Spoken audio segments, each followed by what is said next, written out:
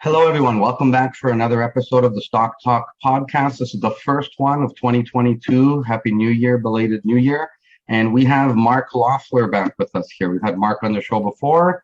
How are you doing there, Mark? Happy New Year. Happy birthday, actually. Mark just turned, I think, 25 this week. 25. Yep, definitely. Doing well, man. Happy New Year. So, yeah, it's been a while.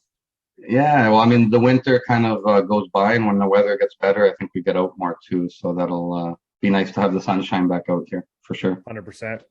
Good. Did you do anything special for your birthday? Did you have some drinks or beverages or good food?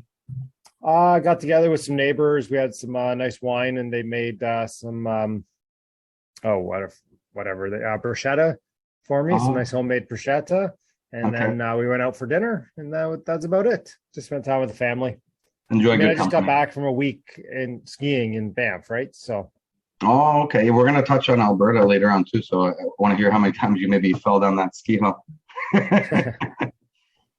So what we're going to do, I mean, like I haven't done a podcast since late 2021 and I'm jumping back into it here and a lot has happened. The market has been going bananas and we've had a lot of things going on in the world. So what I'm going to do is me and Mark are going to discuss what's going on, obviously, but I'm going to give just a really quick few minutes of an update. And I'm going to kind of give a review of the general news, which is what I do in the Sunday weekly training sessions as well. So first of all, I'll show Mark Loeffler's website here, Caetano and Loeffler Realty Services. We both got the hat on here. Feel free to check it out if you're into anything for real estate investments. This is a great team here and obviously if you're looking to buy a home, sell a home, or invest in real estate, we're happy to help you, residential and commercial. They do it all. Yeah, they do it all. And then Mark's on YouTube. The Mark Loeffler Experience. You could check it out. I've got some videos on there and he's got all kinds of real estate minded stuff here too. If you're in Canada, especially, and you're interested in real estate, check out that channel. He's almost at 6,000 subscribers. That's awesome. So if you haven't and you actually like that stuff, go and subscribe. Yeah, subscribe, smash the like button, all that good stuff. And then just quickly, guys, my website here, Invest Like Mike, just a reminder for the weekly training sessions under the services tab. If you scroll down here, you're going to see some testimonials and some free, you're going to have some videos where you can see a free training session with a couple of them. You can see exactly what it's like. And then if you go down here, it's only $100 a month, 4 sessions a month, 1 hour each. If you click here, folks, you can sign up and join there as well. Okay, so I'm going to give you a review of what's been going on here. So these are old headlines, obviously, from back in February. And unfortunately, what happened was the market took a little dip. And then it took a double dip because Russia invaded the Ukraine. So markets, this was back in February, they were going topsy-turvy. Then Biden and the world basically put sanctions against Russia, which financially impacted them massively, cutting off large business. Russia actually had their ruble plunge, their interest rates went to 20%. We have all kinds of things going on. And you hear all kinds of scary headlines in the meantime, like this one, where they're talking about all of the war activity. And we've just been having all kinds of things going on, including removing Russian stocks and indexes from the S&P and Dow Jones. There's a lot going on. Now, in the midst of all that, because we banned Russian oil, now they're saying oil could go to $185. It went over $130 recently. And now it's dipping again back towards 100. So it's kind of all over the place. And in the meantime, Mark, while that's going on, James Powell is now saying inflation's too high, which people have been saying for months, but we have even, more inflation gauges coming up as the largest in 40 years, over and over and over. So what did the Federal Reserve do? They approved the interest rate hikes. And we knew that was coming, Mark. We knew that from November, they were already talking about it. They waited for Omicron to go away, and now they're hiking rates. The thing is, though, they said they see 6 more ahead. Like they really are worried about inflation. I wasn't expecting 6 rate hikes this year, and now they're saying that they might even do larger rate hikes, they're saying, in 1 or 2 of the next coming meetings. So they're really going to try to fight inflation. There's a war going on. There's all kinds of things happening in the world. Mark, how does for someone watching, and I'll give my opinion on this as well, how do we interpret all of this in the world we live in while we're trying to invest? Well, to be honest with you, like I always buy like I watch the Fear Greed Index. I know we've talked about that. I don't know if it's on the videos we've done on yours or mine. They kind of blend together, but I kind of watched that, and like I loaded up on Tesla when it was at $795. Right. And you know what? I'm kind of just doing a little bit safer. Like I'll buy Tesla and I'll sell calls against it. Like I have $1,100 calls for next week. And I mean, it's up a fair bit. It's almost, I don't know if it hit $1,000 today or not. I haven't been watching it, but you know, if it does, great. I've made a couple $100 per share. And if not, then I'm okay just to sell more calls on it and keep going. And you know, same with Facebook. I mean, Facebook was under $180, and I just bought Facebook, and I actually haven't sold calls on that one yet, but I will. And so I've honestly just been picking stocks that I think are going to do really well. You know, AMD, any down day, any of the chip makers, that type of thing. Like, again, what business can I buy that they're going to sell 100% of their goods that they can produce? Because they obviously have pricing power. I mean, Tesla, I mean, I don't know if anybody here has ordered a Tesla, but I have. And I mean, I ordered it last May. It's coming. They keep pushing it back. It's August now. Like, and you know, the Model Ys, they've sold out for a year, and they're just adding 2 more factories. Like, it's ridiculous, right? Like, what other business? Like, I mean, Ford's not selling everything they make. No, you know what? And by the way, Tesla hit $1,040 today. It's March 23rd today. So, you know, I've been preaching patience in the weekly training sessions and in my group. Anyone following Invest Like Mike on Facebook or on TikTok, actually, I make videos there, and I've been preaching patience. But I've been preaching for people to get in just recently and saying, you know, you can't hold forever. Even before, I said, if you want to nibble and you want to grab some good stuff in chunks, Tesla, AMD, you named off, those are a lot of my top picks. And Nike was a top pick of mine on Sunday. And I told people, I said, I don't know what's going to go on in the world. I said, but Nike's going to have earnings. And they dropped way below the 200-day moving average. They always rebound. I've played this 4 times in a row, probably in the past year. And overnight, people were selling puts with me, Victoria and some other people, on 95% decay the next morning because they crushed earnings. And you can't know that stuff in advance, but you do know you trust that company in a long-term fashion.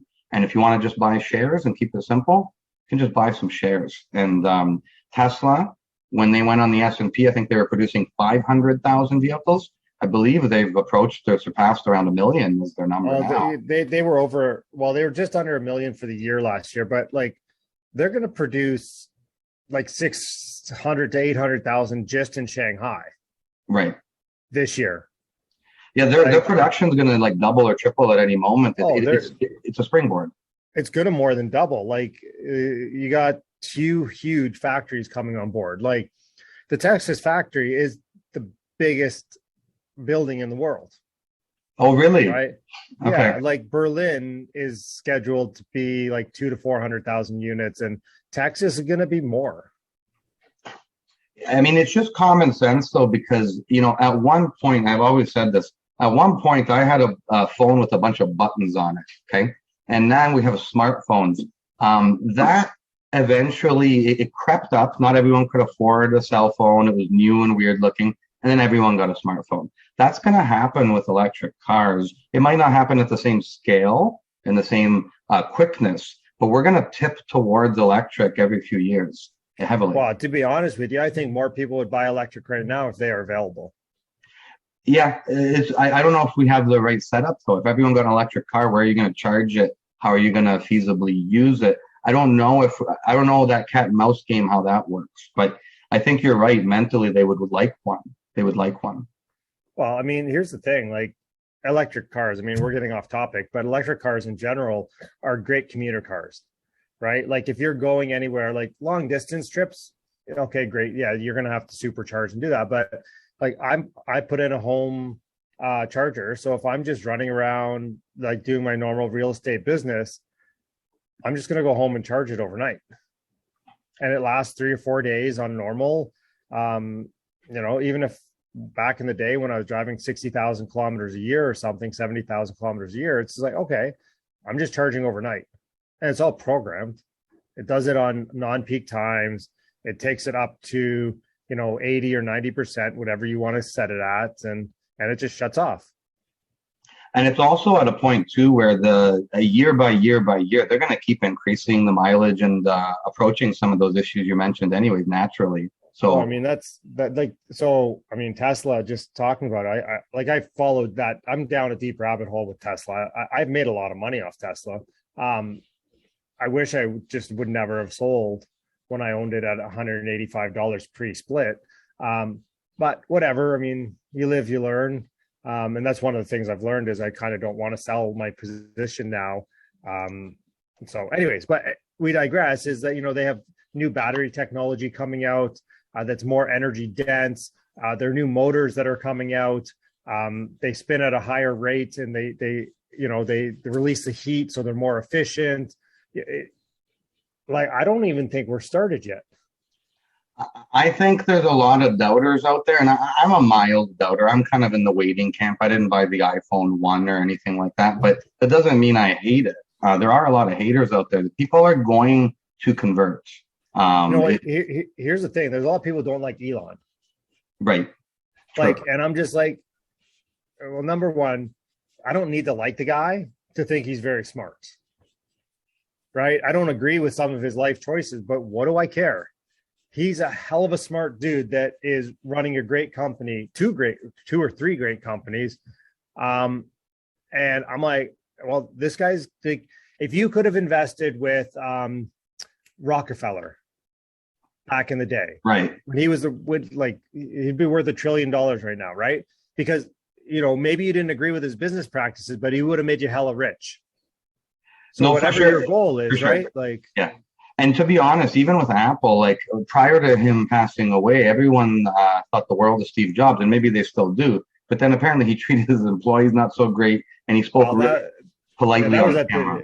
That was at the beginning. I don't know. Check out a book, Creativity Inc. It's about Pixar, because that was one he was involved with, and they really talk about Steve Jobs in that one, and it's I did like that one.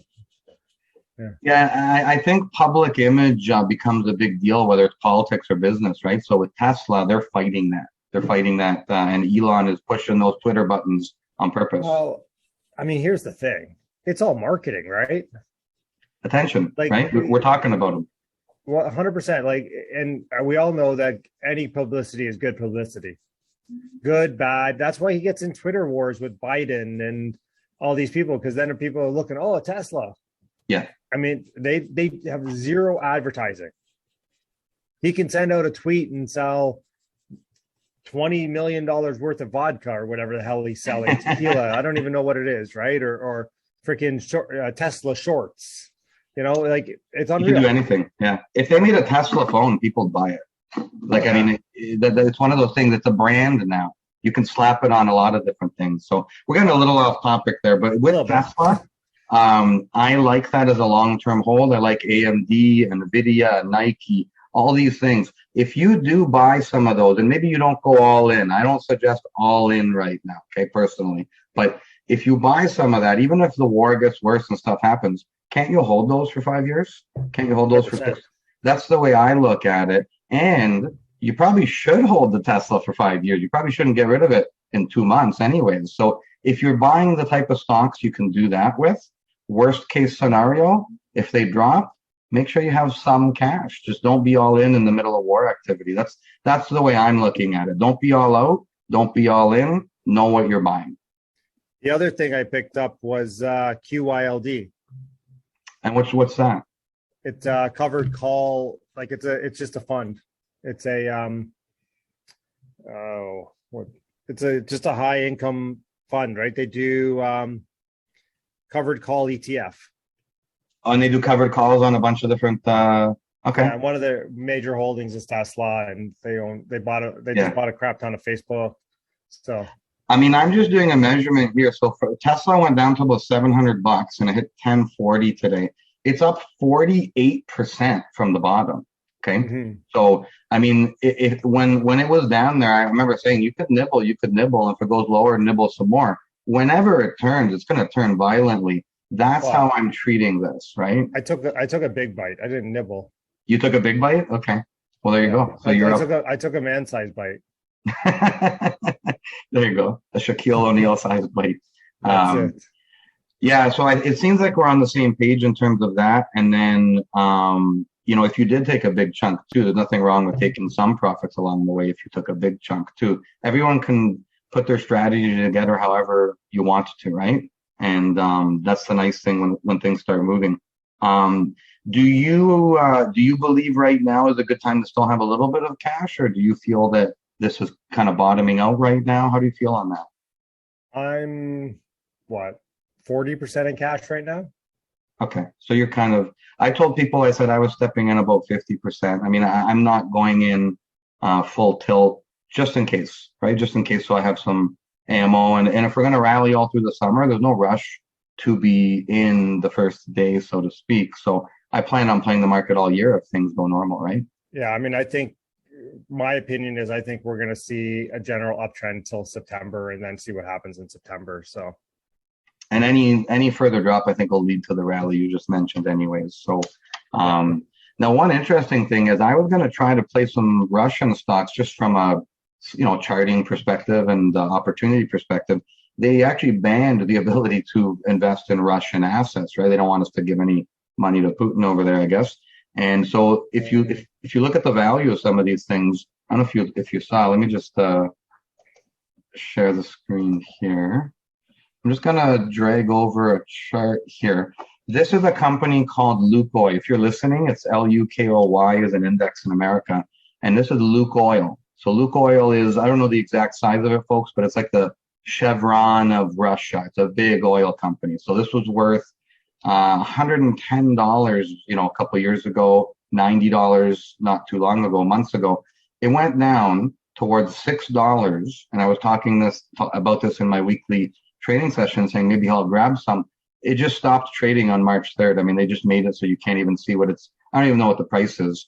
And this thing went down from literally $90 to $6 or maybe $0. I'm not even sure where it went down to, but Russia has really, really been hammered and punished. And that's something that I thought might have been an opportunity, but they actually made it so you can't invest in them. Having said that, if this all goes away, and I see Lukoil at 20 or 30 bucks and we can buy, it was 90. And I'm still going to be tracking that just in case as kind of a speculative side play. Right now, Mark, do you see any under the radar stocks that you're, whether you bought them yet or you're going to buy them when things get better? Do you have any non-obvious, like I know I mentioned a lot of the obvious ones too. Yeah. Are there any other ones that you're watching? So I just did a private placement with a company called PAT. Okay. It's around a 50-cent stock right now. I did the private placement for 60 cents and warrants for 78 cents within 2 years. And they do some security stuff. So, look, 54 cents. Is this the one, Mark? Yeah.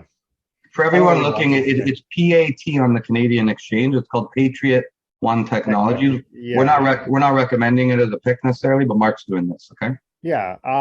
So, anyways, as you can see, it was up, a fair bit. It was almost 90 cents. $3 back here. Yeah, it was at $3 back there. But let's not even look at that one. Like just recently, it was at 90 cents, and it came back down. Like that was just before like the market kind of crashed there. And they're a technology firm, and they're working with like sports arenas and stuff to get people through faster, taking away metal detectors and having it as using different technology to be able to identify any dangers, that type of stuff. So now, Mark, I'm labeling off a very clear item on the chart, and I'm sure you know why, because there was a clear downtrend, and we have done a flare signal, I call this. So we've flared up and we've retraced to grab support. Why did this flare up, Mark? Do you know what the reason was for that? New CEO and just talk of a partnership, I think, with the NHL. Oh, really? Okay. So I'm going to just do a quick tech analysis here. So I'm sure you probably already did this visually or physically on the chart. It basically broke out of this downtrend here. quite a long time ago, probably on the murmurs of those deals you're talking about. And then this sideways range that it was consolidating in, which I'll zoom in on now. This is why I call it a flare signal. See, I showed Mark charting and he knew a bunch before we trained. This is flare signal, drop and retest, and then let's go to the moon if this news is a reality. That's the way I treat this. Mm-hmm. And when I train people, this is one of my bread and butter strategies. So I'm not going to say that everyone should go dump their house life savings into this, but if you're into penny stocks or smaller stocks, if this news becomes a reality, investors, in my opinion, have shown we're going way over 90 cents. That's the way I'm looking at this.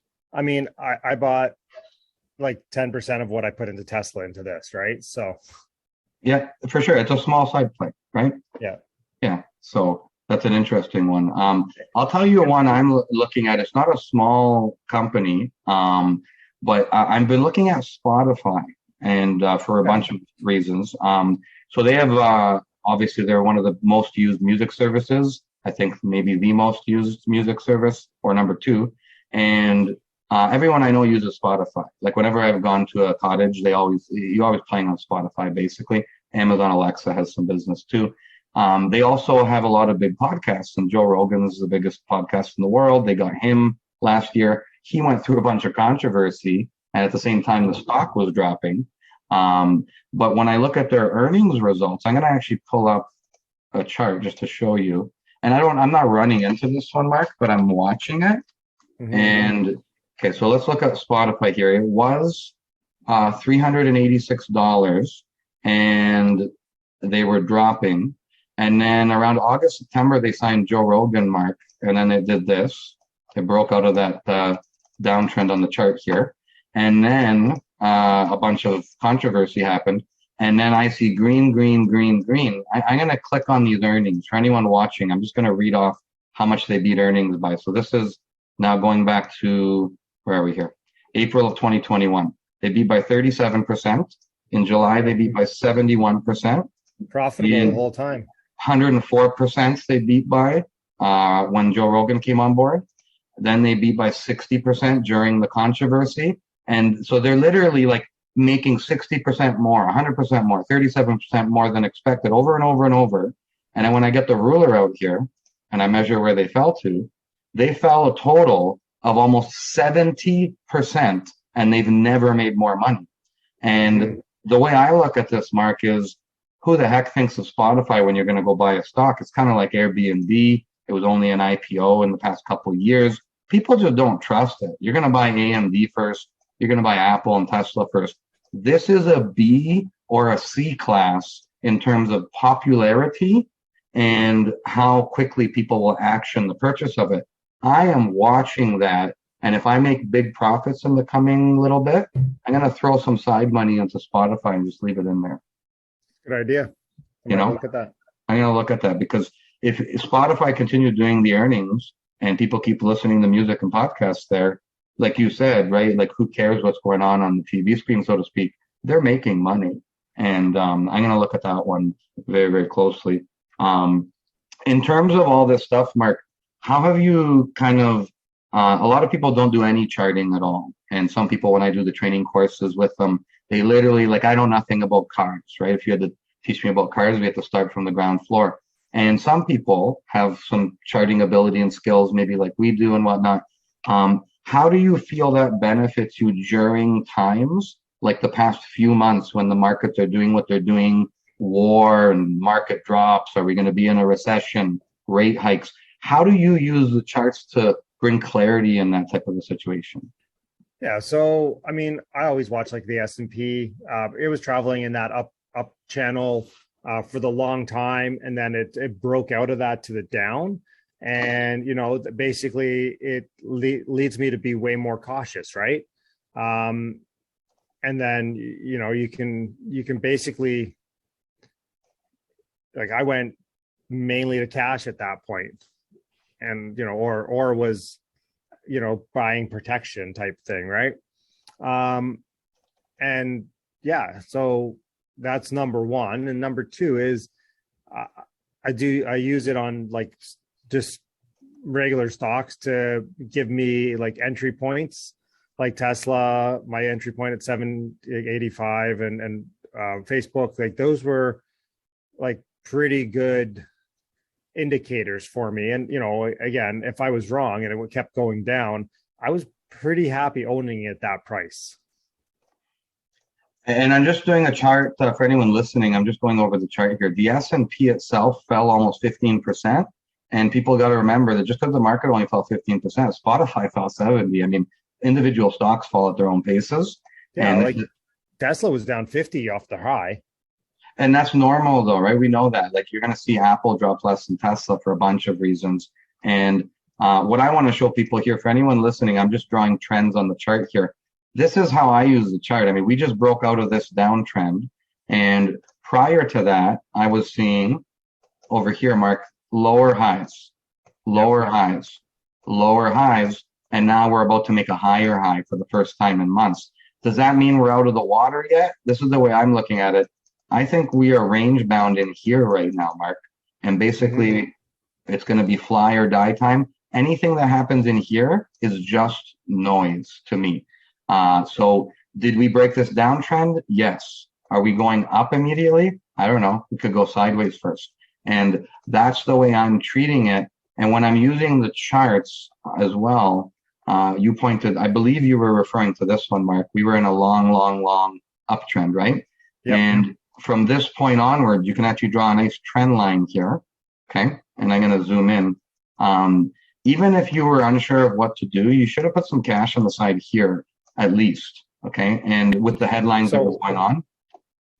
I mean, here's the thing. Like, I mean, we always drew the channel, right? Whenever we talked before. So whenever it got to the top of the channel, I would take cash off the table. So you weren't, so in the situation I showed, when there's a war that kicks up, you could take more cash off the table. But you always, as a habit, when it's zigzagging up and down, it kind of hits a common top point. So I just drew the common baseline to the top line of the range. When it goes towards that top, you don't know if it is the top, but you don't care. You're buying towards the bottom of the range and selling towards the top of it. Yeah. Right? So that's good. So when the time came, you had that cash and you were just witnessing it fall more. Yeah, that's a good strategy to use it there. Yeah, I'd take risk off. And then if it actually bounced off the top like it was doing, I would again buy puts or sell calls or. Yeah, even while we had any bounces recently in the market over the past month or two, if there was a rally happening, you could have almost bet against it or done certain things to take advantage of them, sell calls, do different things. The problem is you don't want to spill over bet because any announcement can swing it, but you can still play, right? You can still play along the way. The one thing I take smaller bites on the downside for sure. Exactly. Yeah. And the one thing I like about the charting for me is that I can say, okay, I've heard the news. I know what's going on. Now let me see what's actually going on in the stock or the market, though, because if you just hear scary headlines or you see accidents on the 401 on the news every day, you might think it's mayhem out there. Let's go look at the charts here. Like, are they doing earnings? Where has it fallen to? Are we making new lows or new highs? That helped calm my nerves and help me get a more true picture of how investors feel about that stock or that market. For sure. So that's a nice way to do it. I wanted to touch on something else here now, just getting away from the stocks a little bit. So Mark is very much into real estate, landlording, helping people find homes. And he's been going out to Alberta. He's been having some fun out there, probably eating some good food, doing skiing, doing a bunch of cool stuff. I've got the Caetano Loeffler hat here we mentioned earlier. I'll show your website again here. So check it out, Caetano and Loeffler on their website. They talk about everything they're doing, and they even probably talk about Alberta, or you can contact them about it. Why don't you tell us maybe why you went out there and what you've experienced out there in Alberta? Yeah, we went out there because obviously the Ontario market is stupid. Like it's just so hard to buy apartment buildings here now. Like you're buying like sub-3 caps.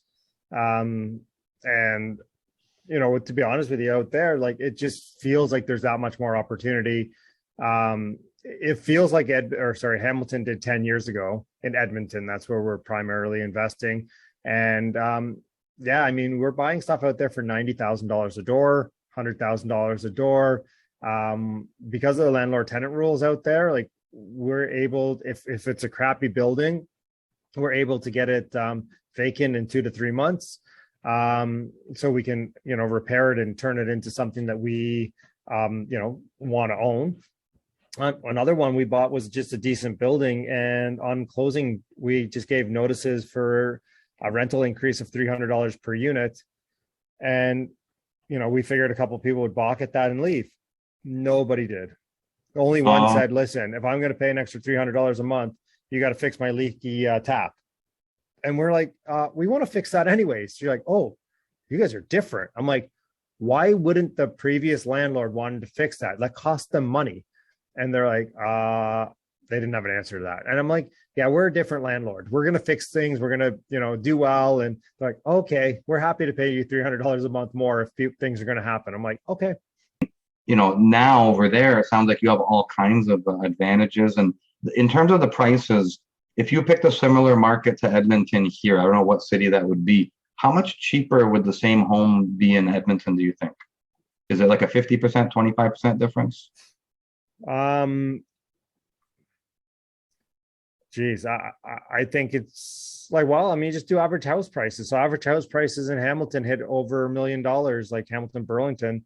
And, out there, average home prices are $330,000. Oh, wow. So it's dramatic. It's dramatic, the difference. Yeah. Like I could sell my Oakville home and go buy, oh shit, I don't even know what I could buy out there for that. Like it'd be like they'd be buying a castle, most expensive house in Edmonton. It's almost like Russia over there. Everything's on sale. So in terms of going over there, did you hook up obviously with some experts, and you went and you did your own research and you figured out the best spots to invest? Yeah, I mean, I've been there a bunch over the last 10 years, just for various things, various events. I've done a couple tours, property tours out there with Rain back in the day. I had a good connection of other real estate investors out there, and a really good realtor that I knew if I was ever going out there, I'd work with. So we connected with Chris, and we started doing our due diligence. We actually bought Don Campbell's last apartment building before he retired from that. And yeah, I mean, so since April of last year, we've closed on 140 units. So closed on 120, have another 20 under contract. And we're looking for like bigger stuff right now, like 50 to 100 units. To take down. So we're obviously super excited about Edmonton and the possibilities out there. That's awesome. Anyone listening or watching here, if you're interested, just get in touch with Mark if you want more information about that stuff. I'm sure they'd be glad to help you out. DM me on Insta. It's usually the easiest way to get a hold of me. And yeah, we're happy to chat. Yeah, that's good. And you know what? It's good to have someone who's actually physically going there, and you're already a real estate expert and you're applying your expertise over there. So for someone who's intimidated, just get in touch with Mark. That's the best way to do it. So it's so funny. One of the guys who, I don't know if he's inspired by me or whatever, but this guy, he's basically living out there for the next 6 weeks. Oh, wow. A couple guys got in touch with me, and they're out there way more than I am, and spending 2 months out there at a time and just buying a hell of a lot of stuff. So even I've mentioned it to you recently. It's been piquing my interest, and I know people out there. I've been talking to people. There's a lot of things that we don't have time to talk about that are advantageous out there as an investor. And if the oil industry ever turns around, or if oil prices stay high as well, that could eventually cause a jump. But that's going to be a while. Here's the thing with oil out there, right? It's great and it isn't. Obviously, the royalty regime that they have out there right now at oil prices, if oil prices just stayed where they were, they're going to have a $25 billion surplus in the province, just the province. By the way, that does help the federal government too. So watch when their budgets come out, and they're spectacular because the oil prices are high. Anyways, I don't think we're going to see a 2006 style boom there that's going to, lead to the job growth, just because of, the companies themselves are basically saying, hey, we're not going to do that again. And number two is the political climate is not No. favorable to Canada being a oil producing superpower. And I think if Canada's politics change towards that direction, it's going to be years away, and we're going to be more towards the electric car too. So I think you have to just rely on good real estate and business practices if you're purchasing. Yeah, and Alberta is going through a change now too, where they're trying to get more innovative and put more technology in, and like it's way more business friendly than Ontario, right? They have They should put a Tesla plant there, and just BP's going green energy with the oil. I mean, they should start going the other direction. I mean, that'd be great if they did that.